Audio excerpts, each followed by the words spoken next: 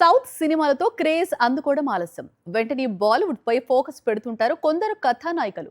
మృణాల్ కూడా same sentiment ను follow అయింది. కాకపోతే అంతా రివర్స్ అయింది. ఎందుకంటే నార్త్ సైడ్ ఫోకస్ పెట్టి సౌత్ సైడ్ ప్రాజెక్ట్స్ లైట్ తీసుకుంది మృణాల్. కట్ చేస్తే ఇప్పుడు రెండు చోట్ల సినిమాలు లేక ఇబ్బందులు పడుతోంది. మృణాల్ ఈ నేమ్ కు టాలీవుడ్ లో చాలా క్రేజ్ ఉంది. అదంతా కూడా Sita Ramam effect. Same craze Bollywood లో రిపీట్ కావాలని మృణాల్ చాలా ప్రయత్నాలు చేస్తోంది, చాలా ఏళ్లుగా చేస్తోంది.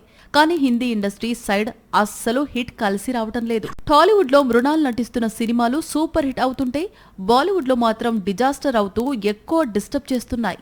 సన్ ఆఫ్ సర్దార్ 2, దో దివానే షెహర్ మే, హే జవానితో ఇష్క్ హోనా హే ఇవన్నీ ఇటీవల విడుదలైన చిత్రాలు. కానీ ఒక్కటి కూడా మెప్పించలేకపోయింది.